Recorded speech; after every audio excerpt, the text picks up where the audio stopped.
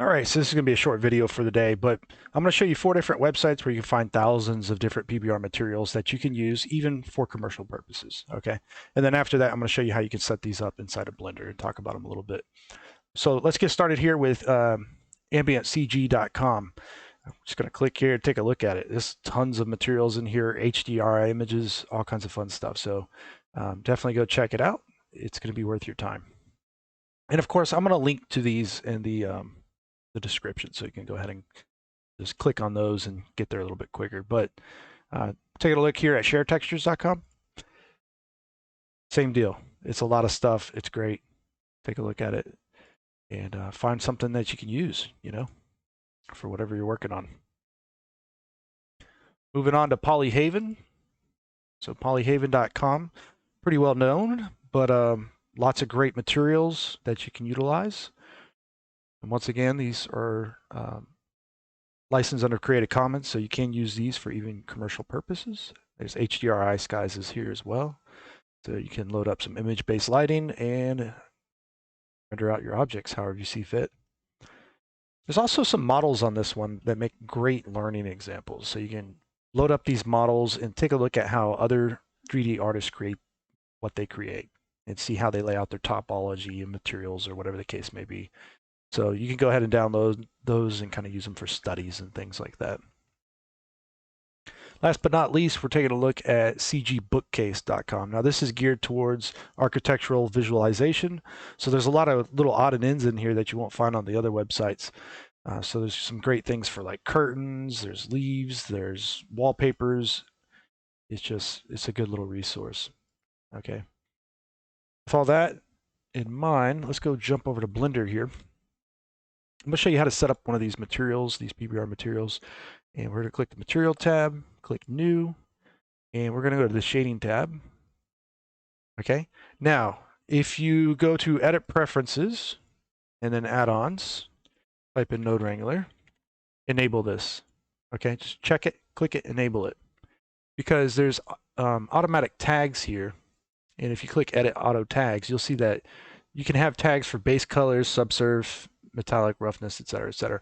Most of these websites will automatically have the suffixes needed to load these things up. So when you enable Node Wrangler and you install it, save your preferences, select your principled BSDF shader, right? Hit Control-Shift-T, and then browse to the folder of the material you just downloaded. You may need to extract it first, but I'm going to use this rock as an example. Click here with Shift, and you'll select everything in between, or you can just hit Control and select multiples. But I'm going to go ahead and click Principled Textures Setup. There we go. It automatically brings it in and sets it all up. No big deal. Generally speaking, whenever you're going to set up a PBR material, the base color needs to be sRGB, and everything else just turns to non-color usually. So just keep that in mind.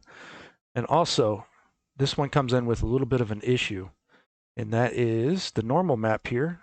It automatically loaded up a DirectX normal map. So let me go ahead and show you real quick why this is a problem. So here's a DirectX normal map. And so DirectX normals are -y, meaning they start at the top and they move down to the -y position, right? And that's going to put the normal facing upwards. This cyan color here, this green channel. All right, so the green channel is -y. This isn't what Blender wants. It wants an OpenGL, which is the opposite of that. So if I load up the OpenGL version here, you'll see that it faces the opposite direction now. Okay. Now, this material just so happens comes with a DirectX version and the OpenGL one. So you could load up the OpenGL. However, if you don't have that option available to you, you can simply drag over the normal, separate between here, and then we're going to add in color, RGB curves. Okay. Drop it right on this line in the middle. It should auto hook up.